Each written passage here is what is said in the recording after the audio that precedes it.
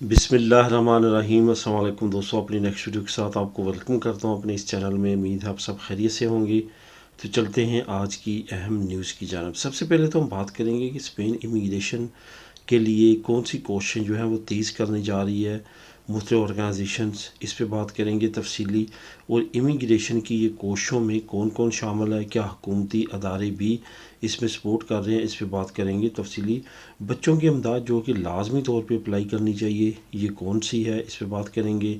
Spain nationality हल्फ बर्दारी से related जो ताज़ा तरीन सिचुएशन है नतारियों के ज़रिए और रखिस्त सिबल के ज़रिए, उस पर बात करेंगे। और आखिर में बात करूँगा कि स्पेन नेशनल पुलिस की नई कार्रवाइयाँ क्या हैं और किन के ख़िलाफ़ हैं, इस पे बात करूँगा वीडियो के आखिर में। सबसे पहले तो बात करते हैं स्पेन इमिग्रेशन से रिलेटेड कि क्यों कोशिशें तेज़ होने जा रही हैं। जैसे कि पिछले 2-3 हफ्तों में काफ़ी ज़्यादा जो है इमिग्रेशन के ऊपर आवाज़ें उठाई गई, क्योंकि यूक्रेन के लोगों के लिए जो आसानी दी गई उसके अगेंस्ट जो है वो मुख्तलिफ़ अदारों की जानब से, मुख्तलिफ़ ऑर्गेनाइजेशंस की जानब से ये डिमांड की गई हुकूमत से कि जिस तरह से यूक्रेन के लोगों को स्पेशल पैकेज के ज़रिए लीगल करने का प्रोग्राम लॉन्च किया गया है, तो क्यों ना उन लोगों के लिए भी लॉन्च किया जाए जो कि साल साल से यहाँ पे रह रहे हैं। यहाँ तक हुकूमत का कहना था कि यूक्रेन क्योंकि जंग ज़दा इलाका, इस वजह से उसको ख़ास रायत दी गई है। तो यहाँ पे ऑर्गेनाइजेशंस का ये कहना था कि बहुत सारे दूसरे लोग ऐसे हैं जो मुख्तलिफ़ जंग ज़दा इलाकों से आए हैं, जैसे कि सीरिया से आए हैं, अफ़गानिस्तान से आए हैं, और साथ साथ उन्होंने सहरा का भी नाम लिया जो कि मोरक्को के अंडर एक मुतनाज़ा इलाका है जिस पे मुख्तलिफ़ किस्म की पुरतशद्दुद कार्रवाइयाँ होती रहती हैं। उनके बाशिंदे भी अच्छी खासी तादाद में स्पेन में मौजूद हैं, और कभी स्पेन भी सहारा पे हुकूमत करता रहा, जिसकी वजह से वहाँ के लोगों को भी स्पेशल पैकेजेस देने का कहा गया है। यहाँ पे अब आपको बताता चलूँ कि नई अपडेट ये है कि मुख्तलिफ़ ऑर्गेनाइजेशंस जो कि इमिग्रेंट्स के लिए काफ़ी काम कर रही हैं, वो तो ऑलरेडी कोशिश कर रही हैं कि हुकूमत किसी तरह इमिग्रेशन ओपन करने की तरफ जाए।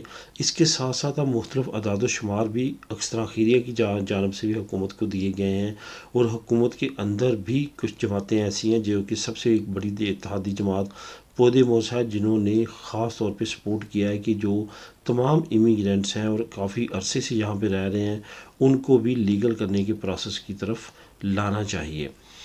यहाँ पे एक और बात बहुत ज़रूरी है आप लोगों के लिए, वो ये है कि अगर इमिग्रेशन ओपन होती है तो कॉन्ट्रैक्ट वाला जो निज़ाम है ये तो ख़त्म नहीं होगा, कॉन्ट्रैक्ट बेस पे ही इमिग्रेशन ओपन होगी।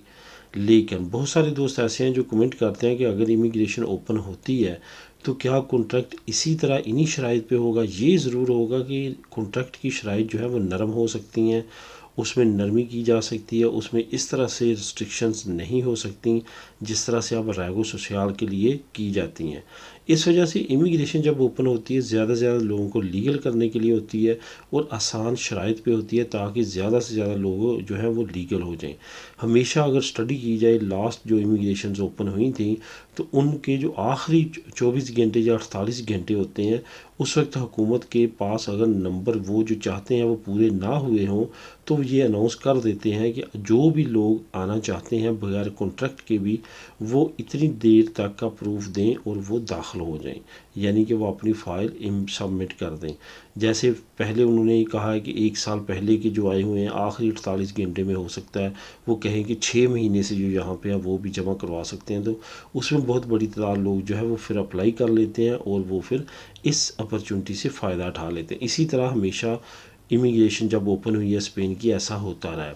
इमिग्रेशन ओपन होने का अगर ऐलान हो जाता है तो इसमें कोई शक व शुबे की बात नहीं है कि लाखों की तादाद में जो लोग यहाँ पे इलीगल हैं वो लीगल हो सकेंगे।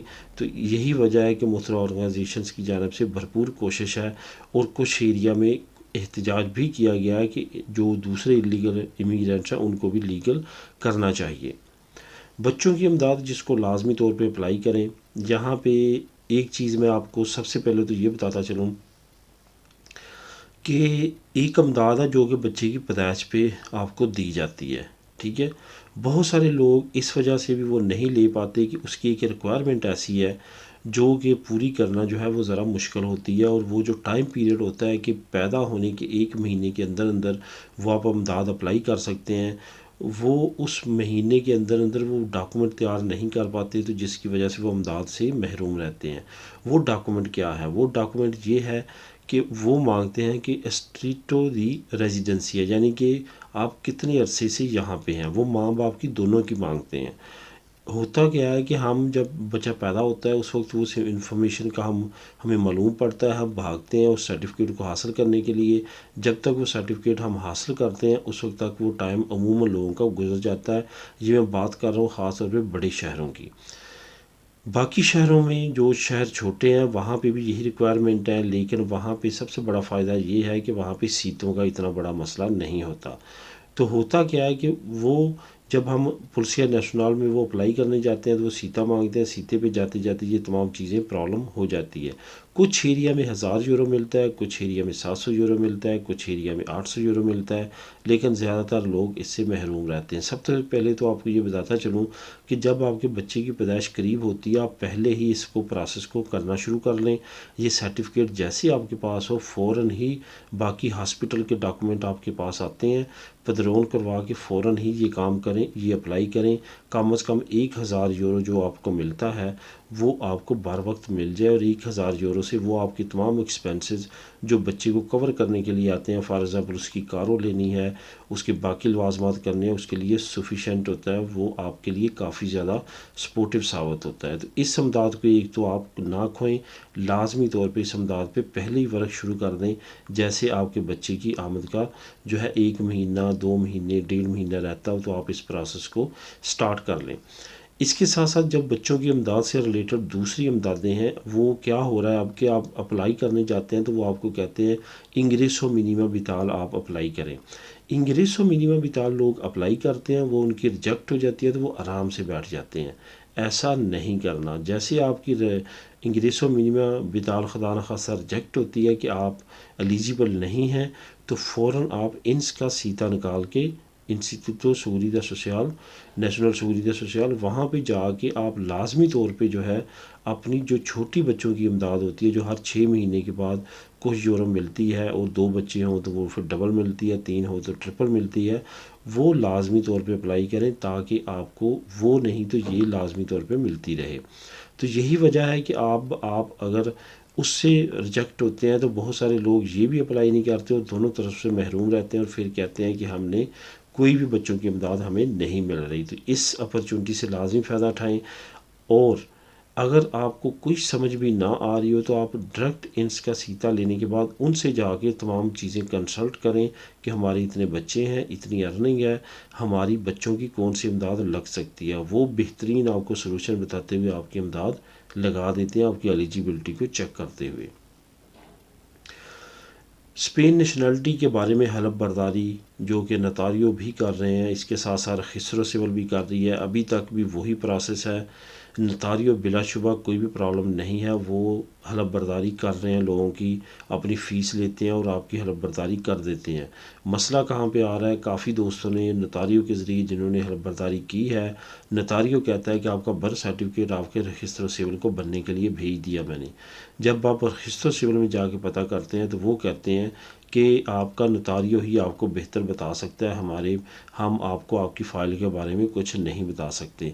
तो इसी तरह काफ़ी महीने गुजर चुके हैं तो वो दरमियान में अटके हुए हैं। नतारियो कह रहा है मैंने भेज दिया है, रजिस्टर सिविल वाले कह रहे हैं हमें मालूम नहीं है, आप अपने नतारियो से ही पूछें जहाँ पे आपने हलफ बर्दारी की है। अभी तक वही लोग बेहतर जा रहे हैं जिन्होंने रजिस्टर सिविल से ही हल्फनामा किया है और वहीं पे हलफ बर्दारी की है। इस वजह से रजिस्टर सिविल को ही कोशिश करें, प्रेफरेंस दें, नतारियों को सेकंड ऑप्शन पे रखें। अगर आपको बहुत ज़्यादा मजबूरी है, कोई बस नहीं चल रहा तो फिर ही नतारियों की तरफ जाएं, अदरवाइज़ रजिस्टर सिविल वाला जो प्रोसेस है उसी को प्रायोरिटी दें।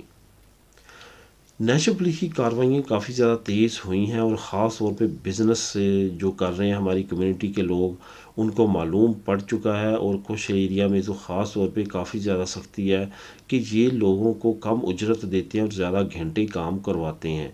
यही वजह है कि उन्होंने पाल्मा दी मयूरका और कतलूनिया में, बार्सिलोना में ख़ास तौर पे मुख्तलिफ़ जगहों पे एक ही वक्त में एक ही मालिक के मुख्तलिफ़ शॉप्स पे, ख़ास तौर पे यहाँ पे मैं बात करूँगा जो अलमी तहसीन की दुकानें हैं वहाँ पे और डोनर कबाबों पे काफ़ी ज़्यादा उन्होंने कार्रवाइयाँ तेज़ की हैं। एक तो सीज़न का स्टार्ट है, दूसरा मालूम है आपको कि वर्कर्स की काफ़ी ज़्यादा शॉर्टेज है, जिसकी वजह से एक तो इलीगल इमिग्रेंट्स को पकड़ रहे हैं वो, दूसरा ऐसे लोगों को, ऐसे मालिकान को पकड़ रहे हैं जिन्होंने अपने मुलाजमीन पे ये सितम रखा हुआ है कि वो 14-14 15-15 घंटे उनसे काम लेते हैं और 7-7 8-800 900 यूरो उनको तनख्वाह देते हैं। ये भी एक अहम कार्रवाई अब इस दफ़ा देखी गई है कि इसको भी उन्होंने हिस्सा बनाया है और ख़ास तौर पे यहाँ पे जो मज़दूर यूनियंस हैं उनकी तरफ से काफ़ी ज़्यादा हुकूमत पे प्रेशर है कि ऐसे लोगों को पकड़ें जो कि मज़दूरों का इस्तेहसाल कर रहे हैं और उनके साथ ज़्यादा घंटे काम करवा के थोड़ी तनख्वाह दे रहे हैं।